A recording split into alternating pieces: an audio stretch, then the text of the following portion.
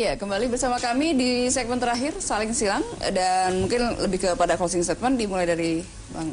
Ya, kami sekali lagi mengingatkan bahwa ketika memberantas korupsi, menangani kasus korupsi, tidak hanya bicara soal bongkar, tapi juga tuntas. Nah, kasus Senturi ini adalah salah satu kasus korupsi yang merugikan keuangan negara yang sangat fantastis, hampir 7 miliar.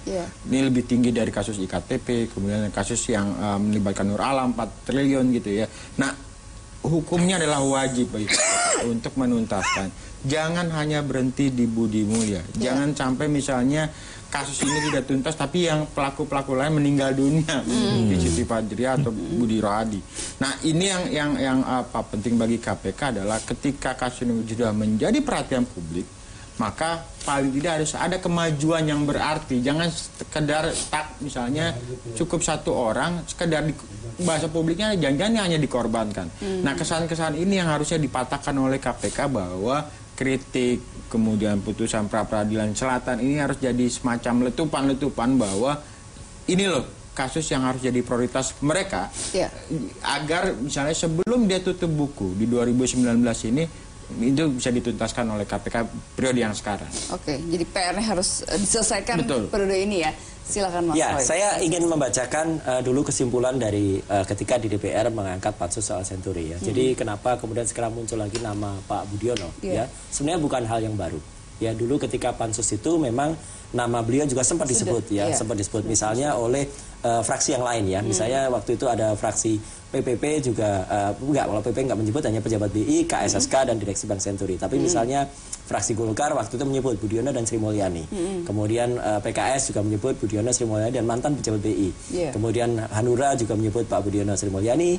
Kemudian fraksi Gerindra waktu itu juga menyebut pejabat BI saat bailout, jadi tidak menyebut nama, dan PDIP waktu itu juga menyebut Budiono, Sri Mulyani dan mantan pejabat BI.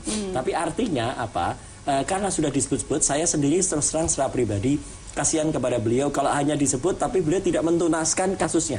Biarkan dituntaskan kasusnya di mana? Ya di pengadilan. Supaya clear, yang salah biarkan salah. Kalau memang tidak salah, beliau misalnya sampaikan waktu itu alasannya, betul, nama baiknya dipulihkan. Beliau menyatakan alasannya begini, meskipun tadi Pak Anies Ramli mengatakan bahwa waktu itu alasan bailout itu tidak benar, kemudian ini ada, mungkin kita harus melihat kondisi pada saat dilakukan ya.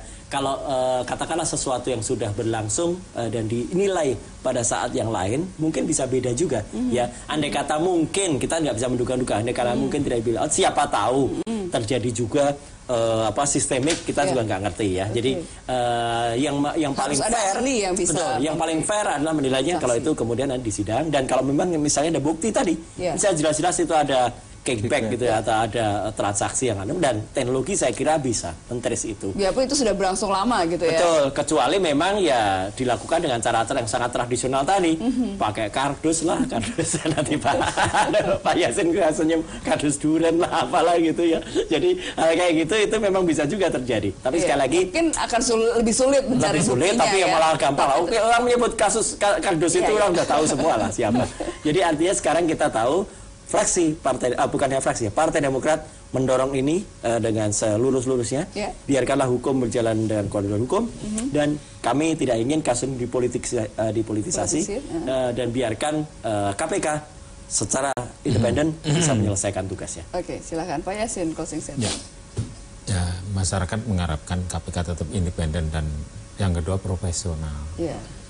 Dan karena asasnya juga harus akuntabilitas kalau sedang menangani kasus ini, dan ini merupakan suatu putusan pra-ped ya, pra-peradilan.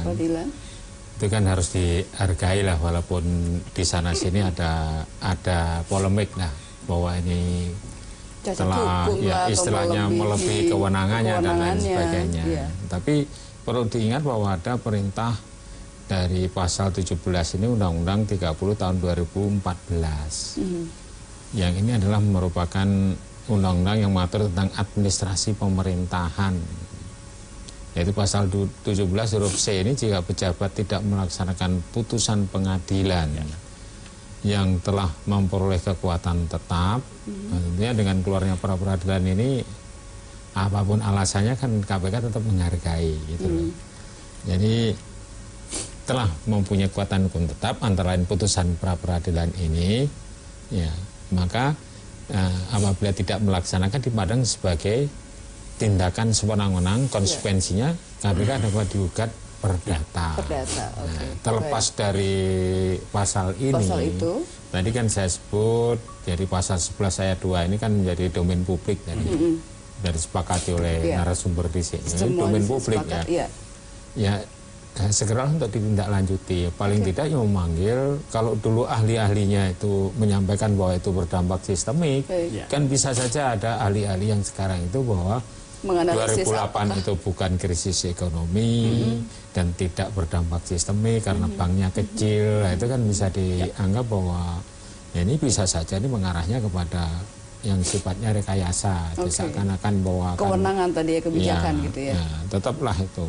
Jadi memang tidak menghilangkan juga, artinya tidak, kita tetap mendorong apabila ingin cari fatwa ke Mahkamah Agung ya silakan saja itu KPK sambil jalan, sambil melakukan persiapan untuk menangani kasus yang sudah terlanjur menjadi perhatian masyarakat yang luas ini. Saya kira KPK tetap mendapat dukungan dari masyarakat dan tetap menorehkan prestasinya. Banyak ikan segar yang ditangkap. Bukan hanya yang pindang-pindang ya. Gubernur, ketua DPR, ketua DPD itu segar loh, ikan segar, bupati, gubernur dan bahkan ketua MK pun kan segar waktu itu. Termasuk Komisi Yudisial juga segar, deputi BI Gubernur BI ada yang segar. Di samping pindang banyak yang juga yang segar, yang kakap segar. Jadi kita apresiasi dalam konteks ini. Dan kita terus dukung ya, optimis ya. Baik, terima kasih Pak Yasin, terima kasih Mas Roy, Mas Emerson, terima kasih. Dan juga terima kasih atas kebersamaan Anda. Saya Lulu Miati undur diri. Selamat malam, sampai jumpa.